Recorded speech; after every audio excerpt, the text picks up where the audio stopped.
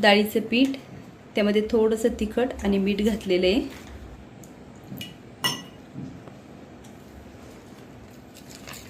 इथे बाजूला तवा गरम करायला ठेवलेला आहे. इथे मस्त तिने सगळं मिक्स करून घेतलेलं आहे पाणी टाकून. आता यामध्ये आपण चपाती बुडवत आहोत.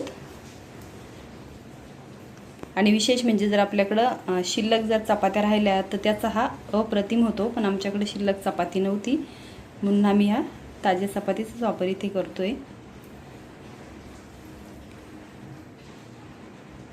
आता दोन्ही बाजूनी हे व्यवस्थित आपल्याला लावून घ्यायचे.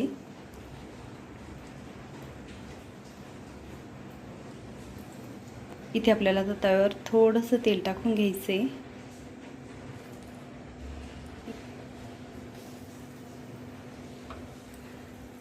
आता पुन्हा एकदा आपण थोडंसं तेल टाकतोय आणि यामध्ये आपण तेलाचा खूप कमी प्रमाणात वापर केलेला आहे.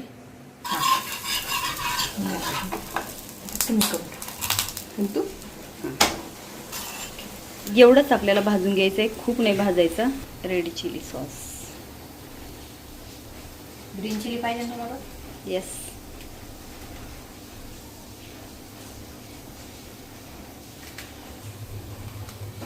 हे काय? Pizza sauce. आता टाकतोय पिझ्झा सॉस.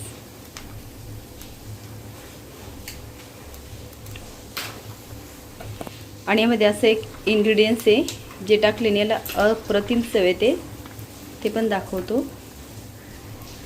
हे काय टाकते? मिओनिज. राईट. आता यामध्ये टाकतोय टोमॅटो. टाकायचे आपल्याला कांदा.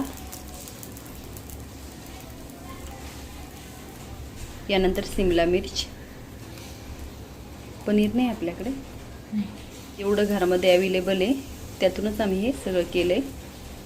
आता टाकतोय कॉर्न म्हणजे मक्याचे दाणे.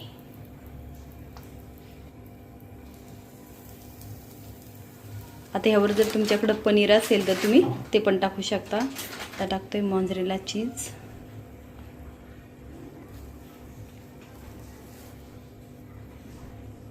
हे साहित्य आम्ही दोघीजणी कायम घरामध्ये ठेवतो आणि भाजी नाही आवडली की अशा पद्धतीने नेहमी करून खातो. आता हे जे मी सांगत होते तुम्हाला एक गोष्ट ती आहे पिझ्झा मिक्स मॅगी. हां, 2 फ्लेवर येते. यांनी अतिशय सुंदर लागतं. आता त्यामध्ये टाकतोय आपण ऑरिगॅनो. आता हे सगळं साहित्य टाकेपर्यंत एक तर आपल्याला खूप कमी गॅस करायचं किंवा डायरेक्ट बंदच करून टाकायचा किंवा पटपट यामध्ये साहित्य टाकायचं. आता यावर झाकण ठेवणार आहोत आपण आणि एक 5 मिनिटांनी आपल्याला, होय की नाही, 5 ते 10 मिनिटांनी उघडून बघायचे.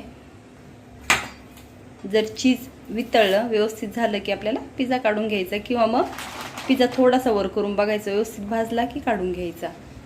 दाखवते मी तसा. मस्त झालाय. भाजलाय का? जास्त कडक नाही होऊ द्यायचं. नाही मग तो खाता नाही यायचा ना जास्त कडक झाला तर. आपल्या आवडीनुसार थोडासा कडक पाहिजे असेल तर कडक करून घेऊ शकतो किंवा सॉफ्ट पण ठेवू शकतो.